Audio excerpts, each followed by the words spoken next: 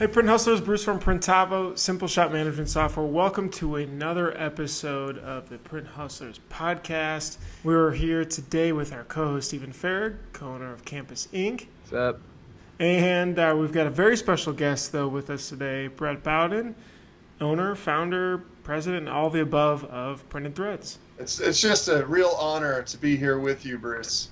I've seen you in all of the videos and sometimes at trade shows, and I'm a little too shy to come up and say hi to you, but it really feels good to be able to be here talking with you right now.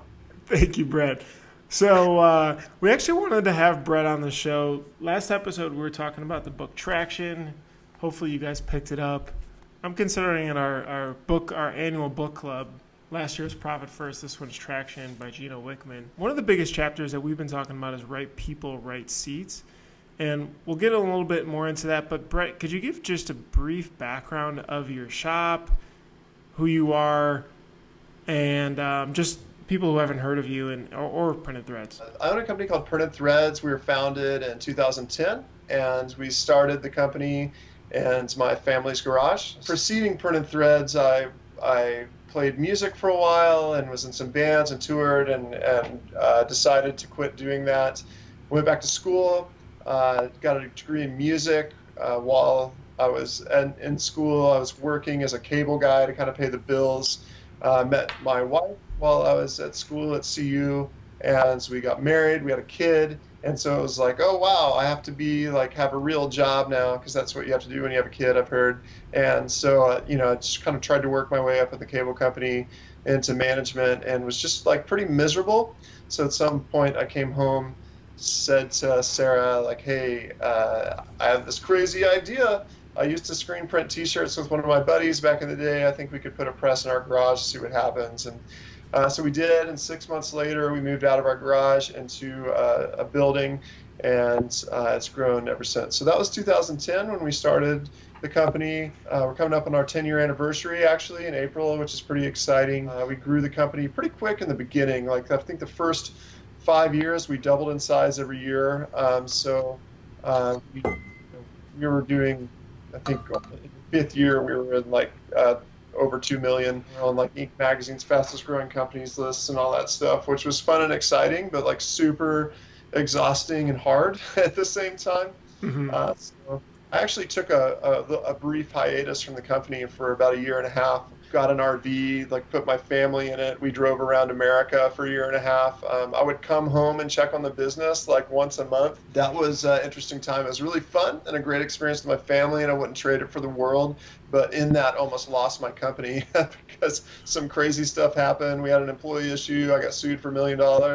The company started failing because we were spending money where we shouldn't. So we're spending too much money, not making enough money. And then I kind of had to come back and be like, oh crap, we got to get out of this giant hole that was created by me being gone. And so since then, we've kind of had to, resuscitate the business, and we're growing again, and things are going pretty well. So when did you take your RV trip? Just for, I believe we bought the RV in March of 2015, and we sold it. When did we sell it? I don't know. So it was we owned it for 2 years, basically. Wow. So, man, it was a crazy experience. I know so much about RVs now. So if anybody is ever traveling in an RV and you get into, Breckenridge, Colorado, and it's -7 degrees and all your pipes freeze, call me. I've got great solutions. That's incredible. You took a leave. And this is a perfect segue, because this is what we're talking about as management, continuing off of the last episode. Was there any management when you left, or is it just hey guys, I'm going to be gone, I'll sort of be back, and don't let the place on fire?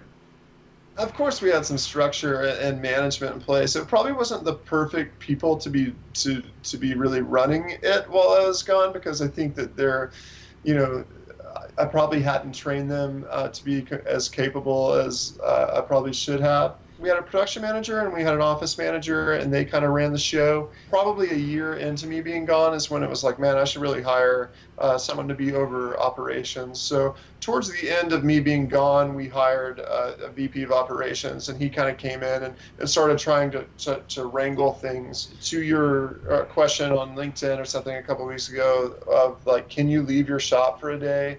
You know, that's really important. Being able to have someone that can at least be in charge for a couple of days, because you're going to get sick or something's going to happen that's important in your family. A couple of years ago, on my way home from Long Beach, I got appendicitis. And so I got home and I had like a really bad stomach ache. My wife just assumed I was like sick from traveling or whatever. And then I like threw up in the middle of the night, and she was like, I'm out of here. She thought I had the stomach bug or something. And the next day I told her, I was like, I'm in so much pain, like I could cry, and she just told me to tough it out. Turns out I had appendicitis. That went to the doctor. It was like 9 o'clock at night, and I was like, can we please go to urgent care? So we went to urgent care. The guy looks at me. He's like, just go to the ER. You have appendicitis. So went to the ER. But in that time, like, they had to remove my appendix. You're pretty much out of commission for at least a few days. So I had to take the week off, kind of recovering. You don't know when that kind of stuff is going to happen. You don't know when you're going to be in a wreck, you're going to break an arm, whatever could possibly happen that happens to people every single day. What happens when that happens? If you're not there, can your company run? That's a pretty important thing to make sure you have in place. Insurance, really. You as an owner eventually decided, like, I'm going to step away. And for you, it was like, I'm going to step away and travel for a year. What went through your head of, like, did you get to a certain point where you're like, I'm drowning in this business as an owner and I need to get away? Or if I don't get away, I'm going to drown? Or, like, what was your thought process there? Because I feel like, if a lot of people that are listening to this, like, most shop owners are there on the ground floor every single day. And I'm sure you were there at a certain point and then something happened. Like, could you shed some light there? Looking back on it, I think I was experiencing a pretty high level of burnout from growing so quickly. Growing quickly, when I started this business, I was 29 years old or 28 years old, and I didn't know anything about running a business, really. I just knew kind of like the basic principle of I'm going to buy something, I'm going to sell it for more than I buy it, But I didn't understand like real business principles, and somewhere down the road, at least I did start going to a business coach that kind of helped with like, creating vision and values and all that stuff. But and so that helped really build the foundation for the business, and really helped with our management team to be able to understand, okay, this is where we're going. But like, when you're growing so fast, you end up working, 16-hour days, 20-hour days on a regular basis, and a lot of people, when they say, like, I want to start a company, one of the reasons they want to start a company or work for themselves is so they have more freedom, right? Like, I want to have more freedom so that I can go to my son's t-ball game or whatever it is. And so you create that freedom for yourself. The problem is, like, yeah, you can go to your son's t-ball game, but you're probably going to be at work at 2 a.m. catching up from that, right? And I was just sick of that. We had a big house, and then we had like our kids running around, and so like on my weekends I was cleaning the house, I was mowing the yard, I was trying to make it to the kids' games and all that stuff. And at some point I was like, what are we doing all this for? Like, having a big house and doing all this yard work and all this stuff, it just doesn't make any sense to me anymore. I just kind of want to hang out with my family when I'm not at work. And at some point I was like, what we could do is just totally joking to my wife, was like, what if we bought an RV and like we were all together and we just went on a trip, And that was a joke, and it turned into like her being like, yeah, let's do it. And I like a challenge personally. I'm the type of person that if you say I can't do something, I'm gonna be like, haha, watch this. And a lot of times I'll fail epically, but in this one time, my wife says, yeah, let's do it. And I was like, okay, let's do it. So we started going to RV shows and all that stuff. And I think what I didn't realize that I needed was to get away from the business so that I could stop being so basically drowning in that everyday mundane stuff. Like, kind of stop being the firefighter and start being the visionary. If you're here in the thick of things, it's really easy for someone to grab you every 5 minutes and say, hey, I can't make this print look good, or hey, like, what do I do with this client situation, or hey, like, I need help with artwork or whatever. You can be the savior for everyone there. But if you step out and look at like, hey, you guys can stand on your own if you try a little harder and start building structure for everybody, like, you can't do that if you're inside your business every day. So I think stepping away from it allowed me to realize a lot of that. And while the business did suffer because I was gone too long, it gave me a new inspiration to come back and like kick ass. Interesting. That's super, super cool. So it's like, I mean, that's a very big extreme, and I don't know if everyone would take that, but like that eye-opening thing. Do you think there's a certain point where like, you know, is there ever a business that's too small to start stepping away? Or like, because like shop owners will be like, hey, you know, once I get one auto, then I'll start putting people in management positions. Like, do you think there's an actual threshold? Do you think it's like, you know, like, is it measurable? Probably. I think about, I've got a friend that's a professional drummer. And so he's played in a lot of huge bands, or he plays in the studio and does all that stuff. But if he breaks an arm, what's he going to do? You know, you can't play drums with a broken arm. So like you're in rehab for 3 months or however long it takes for an arm to heal without getting a paycheck, you know? So those are things that you definitely have to think about. Like how can my business run if I get the flu or whatever it is? And so obviously if you're what we call like an owner operator, you're the only person inside your business, you can't step away. I think, you know, as your business grows, like the goal would be to have someone that's over each department. So maybe you're a really small shop, you're doing a couple $100,000 a year or something like that.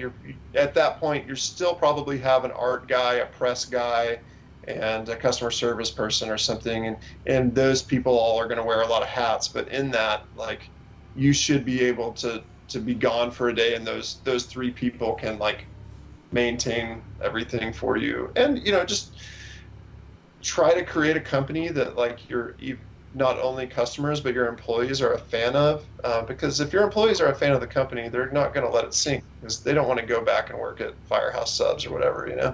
Yeah. How did you find that business coach?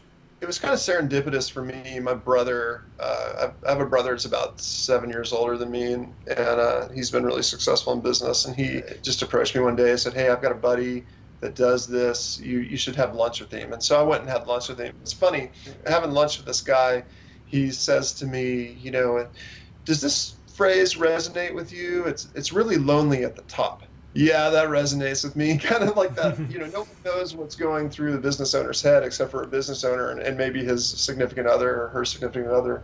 And but there's all these things shooting through my head. There's things that I feel like, you know, I can't talk to my employees about, or I can't talk to certain people about, or if I talk to one of my friends that doesn't own a business, he has no idea what I'm talking about. And so he said that to me, and I was like, man, yeah, like I want to talk to more people like me. That would be, you know, that's like group therapy almost, you know. Sure. To find out that someone has the same struggles that I do, that's super helpful. It was easy for me in that way, where my brother just kind of connected me to something that I didn't realize that I needed. But there's certainly a lot of those groups out there. There are entrepreneurs organizations, which is EO. There's the Young Entrepreneurs Council. Certainly there's Vistage. And you know, the price range jumps all over the place. You might be paying a few $100s a month, or you might be paying, you know, a couple $1,000s a month for these groups, just depending on the level. But, did you work with them then longer term? Or because you mentioned you met them and they really helped kind of set things straight. So, I mean, that part seems pretty pivotal in how you were thinking about printed threads. Am I right? Or did it kind of just more confirm what you knew internally and help push you forward? Well, I think it helped us create a lot of structure, because if you look at some big organizations and you see that they have core values, or they have a mission statement, they have all these things, it's like, why do they have that stuff? You know, like if you really get down to the reality of it, like the values and the vision statement of the business develop the culture, and it becomes rules for your business. Like when I was asked those questions by a business coach and I didn't have a good answer, he's like, well, you better develop them. Maybe I didn't even realize what we were developing, but a vision statement says like, hey, all 30 people that work at Printed Threads, we're going to the same place, right? You know, and if there's no vision, then they don't know where they're going, and then why would they care where they're going? They're going to go in another direction. And then the values were, you know, they're kind of the laws of our company, right? So it's really easy for us to say like, hey, if this person isn't living up to these core values, maybe they don't want to work here, or maybe they shouldn't work here. And if we kind of deliver those values to a potential employee before they come on board, they might say like, oh, this is the perfect place for me, or it's not a good place for me. So being able to kind of develop those things, I think, was definitely pivotal in us growing, because without that foundation, we'd have nothing to grow on. Just from like stalking Printed Threads on Instagram, it's like we can tell that it's a cool place to work. Culture's great. You know, whether like I think you guys have a stage there and there's like music and all those different things. Can you talk a little bit about, because we've met a lot of your employees at trade shows and like you guys are like a family, but you still are running a pretty huge company. So like, how did you start that, and how do you maintain that culture, that atmosphere, so that it's not just like coming to work every day and reclaiming screens? I think we have to identify the fact that it is a job and it's work, and work sucks. You know, I've told my team a million times, like, pick the place that sucks the least to work at, you know, because there is that element. I think being a business owner that can relate and empathize with everyone else that works here and say, like, hey, I know what it's like to clean screens. I know what it's like to print all day. I know, you know, I've done all these things and I can help you. Being able to have that empathy for the team and that works here helps. I think we try our best to employ people that we enjoy being around. I made the Firehouse Subs joke earlier, but like, I remember going into Firehouse Subs one day and ordering my sub, and I was just like, man, these people hate working here, you know? And you remember having jobs like that. Maybe sometimes where your own business you hate, you know, I do sometimes, but but you remember going into that job and you're just like, the last thing I want to do is go spend 8 hours with these other people that I don't really like, you know? So hiring people that fit the culture, everybody hangs out, you know, like at lunchtime, like, you know, as soon as our lunch breaks at 11 a.m., as soon as 11 a.m. hits, you see like 20 people walk out and go to lunch at the same place together, you know, and that's really special. Like, because those people, when they like working with each other, they're going to help each other out, you know, and when they're helping each other out, they're getting more done. And that's a great thing. I don't know exactly like the perfect recipe for creating that, but I think it does start with, you know, the owner. And I think the owner just smiling and being a nice person here and there helps out a lot. Of course, like I can be a tyrant too, you know, like someone said to me yesterday, hey, like we got X amount of checks in the mail. That's great, right? And I was like, I mean, but we spend this much a day. And my guys was like, you're such a killjoy. And I'm like, well, I just want everybody to be on the same page, you know, but and so there is that. But in our business, you know, I have a very like work hard, play hard mentality. I want us to work and do that grind, but when we're done, I want to celebrate together. And I think what a lot of companies really miss is they don't struggle together and then celebrate together. So if you do everything together, then like it kind of creates that camaraderie. That makes sense. Did you have to filter out some of the bad apples to get that vibe though? Because you mentioned, especially when you were gone, there was a couple, you know, instances of people that didn't fit right. There's a phrase maybe you've heard, hire slow, fire fast. You know, it's uncomfortable to say like we need to get rid of that person because they're not a good fit. Right. But the reality, I think what we have to think of is, you know what, like if they're not a good fit, they're probably not happy here anyway, and they're going to go find a place that is a better fit for them. Sure. So and kind of realizing that like if we have to get rid of a person, we're just inviting them to the next opportunity in their life. It's helpful to think about it that way. So there have been some people that weren't a good fit that we've asked to move on. But culture also weeds out people. You know, if you think about, I have this friend that is like super into lawn care. Like he loves mowing his lawn. I think he mows his lawn like 3 times a week. He's crazy, but he doesn't use weed killer on his lawn, right? He doesn't go buy the Scott's, you know, weed and feed stuff and spray it all over his lawn. He's super organic. And the idea is that when you really care for your grass, it chokes out the weeds, right? So you have this thriving grass, and the grass is growing together, and then there's no room for weeds to grow now because you have this nice, thick, rich lawn. He does, I don't. But use that same mentality in your business, and you've got this great culture, and you've got all these people that love working with each other. When someone doesn't fit, they're going to know that they don't fit, and they're probably going to be like, you know what, this isn't a good place for me. I'm out.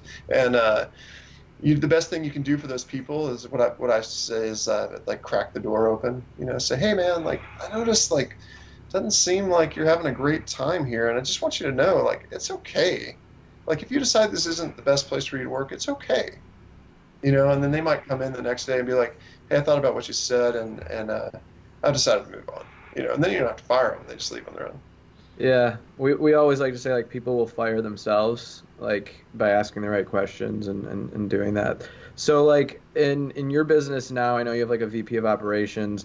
Do you have, like, a head of people, like the culture person or the hype person, or is that you? Do you feel like you're the, like, you know, that's you every day? Or, like, have you started to create structure around culture, which sounds a little weird, but, like, at a certain point, kind of important? Yeah, so we've got a guy named Seth. You guys have met. He's our first employee, and he's been one of my best friends for 20 plus years. We played in rock bands and toured the world together and stuff. And so he's a pretty great ambassador of, like, our company. You know, when you start talking about company culture, when you think about culture in general, people that know the most about you are they're part of your tribe, right? So, like, the people that you've been friends with for 20 years, there's reason that you're still friends is because you value a lot of the same things. You have a lot of the same ethics. So having someone like that around you, like, he's going to know, like, what you think is appropriate and what, you know, you're going to be excited about, because I can't be the only one that's, like, leading the culture. And I need someone here that's kind of giving those positive vibes and the high fives and stuff like that, because I'm not always super good. Like, I'm actually really bad at affirmation. I really struggle with it. And it's just part of my personality type. And so that's something I've tried to really work on is saying good job, or like, hey, man, you know, giving the high five and all that stuff.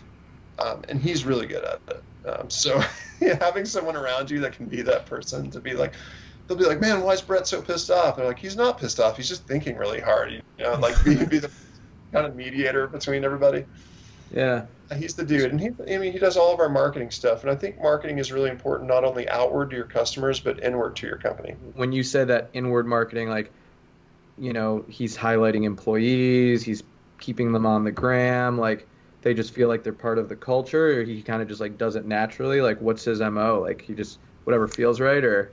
Some of it's natural. Some of it is you know, structured. There's some structure to it. So we have for a long time, like, I wanted to do like an employee of the week thing, and so I went to like a trophy shop down the street. I got a trophy. It was like, what is the biggest trophy you guys have in stock or whatever? And it was like this trophy with a tennis player on the top, and so we called it the Andre Agassi Employee of the Week trophy. And so we would give that out. Whoever got the Employee of the Week that week gets a $10 gift card to their favorite restaurant. So, like, literally when we hire people, we ask them, what's your favorite restaurant, or what's your, you know, so that we can, whenever they get an award, we can highlight them in that way. And then we actually just recently changed it to be an Employee of the Month thing. So now we have an Employee of the Month for the foreseeable future that they'll get a day off, paid day off of their choice. So we do some things like that. Once a month, we have what we call family lunch. And so we will go to one of the restaurants that we work with. Maybe someone that we might make their uniforms, and we'll take our employees out and buy them all lunch at that restaurant, and they can kind of see the work that they do out in the field or whatever. And I think that's a really cool experience too, because they're like, oh, I made that thing that person's wearing, and then they get to eat good food, and we all get to be together for a couple hours and spend time with each other. That's a really great idea. I know, Stephen, you talked about even taking somebody out to lunch every day, or just grabbing someone in to chit-chat a little bit, and I know I've been starting to work on that as well. Because thinking about the affirmation or just making sure that I'm doing it is definitely, you have to be actively doing it, or else you kind of get in your own flow from day to day. But how did you find your VP of Ops? So you talked about hiring Ryan towards the end of your hiatus. How did you find him? And then what is their salary so that other shops who are looking to hire... I said range. I knew that was range. coming. What I'm curious is because most shops don't think like this, right? So this is an area that I feel like, so many shop owners are so stuck every day to day to day because there isn't that person that subs in. So I don't know, maybe they can help start budgeting for it or planning for it. I just have this like huge network of friends. Like I'm a very like I'm a very loyal person, and the friends that I have had in high school are a lot of them are still my very close friends today, and I've just found that to be very important to me personally. It exhausts some people, you know, like my wife, it really enjoys her quiet time at home, and I'm always like, come on, let's go to wherever, and she's like, oh, no, too many people, you know. And so I've always had this like big network, and so that's really helped me with a lot of things. You know, when our social media started looking good, it's because one of my best friends is a professional photographer, you know, and that's what he does. And so I was able to pull from those people. But Ryan has been a friend of mine for probably 20 years, and he was working a job leading an app development team, and he was just kind of looking for something different. And we had talked a couple times, and I was like, man, I could really use someone that is just in charge of our operations, like someone that is in charge of the people and the planning and the structure. And you're like someone that's into that. He's got a bachelor's degree in mathematics. Mm-hmm. And so he's been really helpful. Like when it comes to pricing or formulas for different things, he's been super helpful with all that stuff.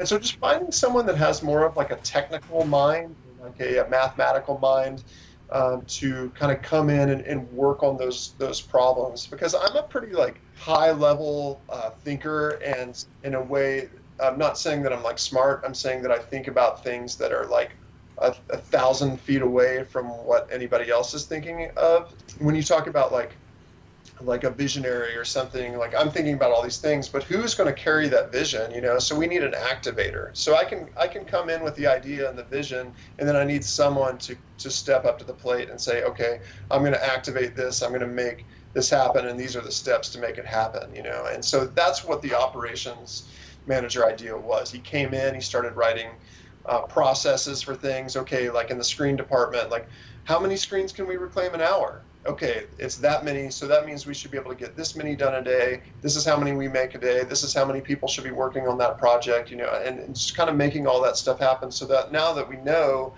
hey, this is what should be happening. If it's not happening, it's a problem, you know, those types of things. Sure. Things that you think about when you're the only one making, you know, printing and reclaiming screens and all that stuff. Brett, you've literally said almost everything in this book about the integrator, about the right people, about the structure.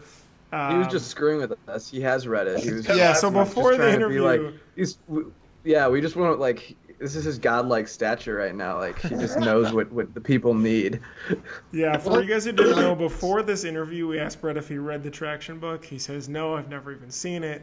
But all of the things that he's doing at the company is literally things that if you go through the book, and you'll see at PrintHustlers is in this book. So, but wait, you didn't answer the kind of range.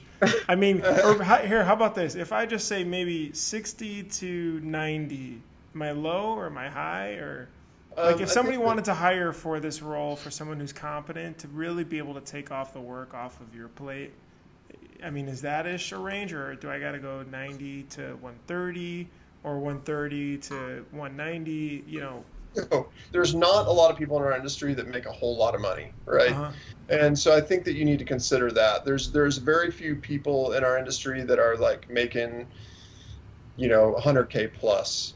Even as shop owners, they are out there. They're smart business people. I would say that whenever you hire a person to kind of run at that level, that person's probably going to make as much as the owner does. Mm-hmm. And so the reason I don't like to say a range is because like our size shop and our cost structure is going to be a whole lot different than anybody else's. Sure. But I will say, if you're looking for someone to replace you, you better pay them what you make, you know, and sometimes more than you make. That's a really good way to put it.